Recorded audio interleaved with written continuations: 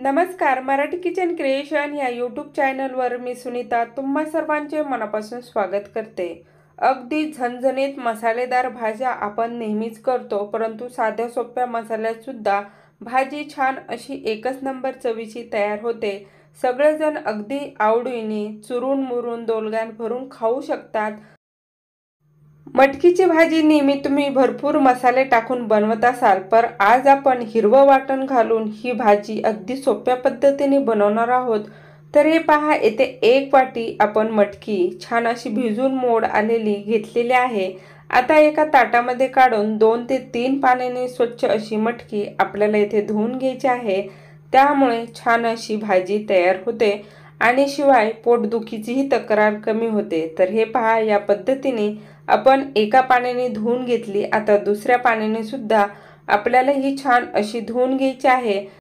तर येथे छान अशी मटकी आपली 2 पाण्याने स्वच्छ अशी धुवून झालेली आहे। आता मटकीच्या भाजीसाठी आपण येथे हिरवं वाटण करणार आहोत, त्यामुळे येथे 6 झणझणीत अशा हिरव्या मिरच्या घेतलेल्या आहेत। 8 ते 10 गावरान लसूण पाकळ्या निवडून घेतल्या। अर्धा वाटी येथे आपण शेंगदाणे छान असे भाजून थंड करून घेतलेले आहेत। आता एक मिक्सरचं भांडे घेऊन त्यामध्ये आपल्याला हे सर्व वाटण घालून घ्यायचं आणि छान अशी मिक्सरला याची फिरकी मारून घ्यायची आहे। तर अगदी जाडसर असं वाटण याचं तयार झाल्यानंतर आपल्याला पुन्हा एकदा यामध्ये अर्धा फुलपात्रभर पाणी घालून घ्यायचं आणि छान अशी पेस्ट आपल्याला याची तयार करून घ्यायची आहे। तर पुन्हा एकदा छान फिरकी मारून घेतल्यानंतर हे पहा, याची एकजीव अशी पेस्ट आपल्याला इथे भेटलेली आहे। तर मटकीला फोडणी देण्यासाठी येथे एक मध्यम आकाराचा कांदा आपण कट करून घेतला आहे। कढीपत्ता छान असा धुवून घेतलेला आहे। त्यानंतर एक मध्यम आकाराचा टोमॅटो मोठा असं कट करून घेतलं। चवीप्रमाणे मीठ काढून घेतलं आणि लसूण पाकळ्या फोडणीसाठी कट करून घेतल्या। आता गॅसवर एक कढई ठेवून त्यामध्ये 2 पळ्या तेल घातलं, 1 चमचा मोहरी घातली। मोहरी छान तडतडल्यानंतर यामध्ये 1 चमचा जिरे घालून घ्यायचे आहे। जिरे छान फुलल्यानंतर यामध्ये सर्वप्रथम कट करून घेतलेला कांदा आपल्याला घालून घ्यायचा आहे आणि त्यानंतर लसूण पाकळ्या सुद्धा यामध्ये आपल्याला घालून घ्यायच्या आहेत। तर या पद्धतीने हे दोन्ही घालून घेतल्यानंतर छान असं लालसर होईपर्यंत आपल्याला एकत्र परतून घ्यायचा आहे।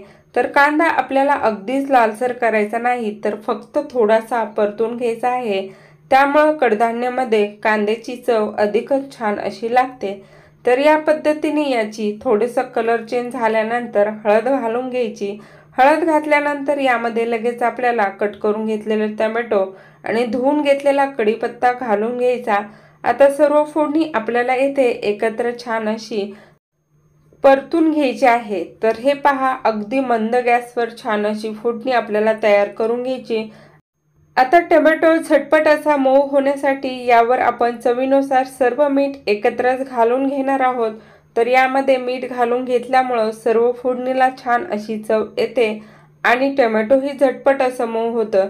तर छान असं तेल सुटेपर्यंत आपण ही परतून घेतल्यानंतर आता यामध्ये आपल्याला येथे आपली सर्व फोडणी छान अशी तेल सुटेपर्यंत परतून झालेली आहे। आता सर्वप्रथम यामध्ये धुवून घेतलेली मटकी आपल्याला इथे घालून घ्यायची आणि 2 मिनिटांसाठी मटकी छान अशी परतून घ्यायची आहे।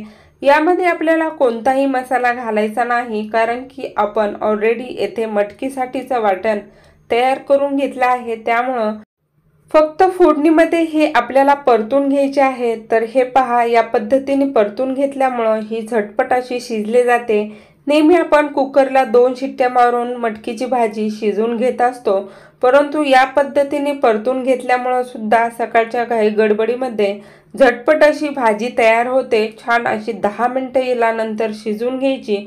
तर येथे आपली छान अशी परतून झाल्यानंतर सर्वप्रथम यामध्ये वाटण घालून घ्यायचं आहे। तर हे पहा, वाटण घालून घेतल्यानंतर आता आपल्याला यामध्ये पाणी घालून घ्यायचं आहे। तर मिक्सरच्या भांड्यामध्येच पाणी घालायचं आणि ते पाणी यामध्ये घालून छान अशी आपल्याला ही मिक्स करून घ्यायची आहे। तर यानंतर आता तुम्हाला कशा प्रकारचा रस्सा हवा आहे त्यानुसार यामध्ये पाणी घालायचं आहे।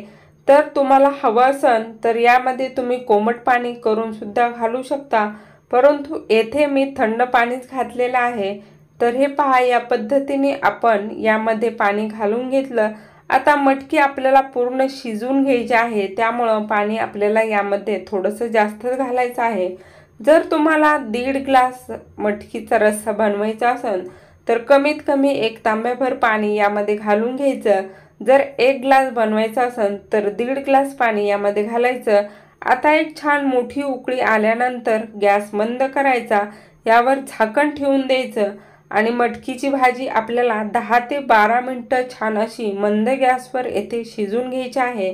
ताटामध्ये पुन्हा पाणी घालून ठेवायचं, म्हणजे ताटावरचं किंवा झाकणीतलं पाणी आपण रस्सा कमी पडला तर त्यामध्ये घालू शकतो।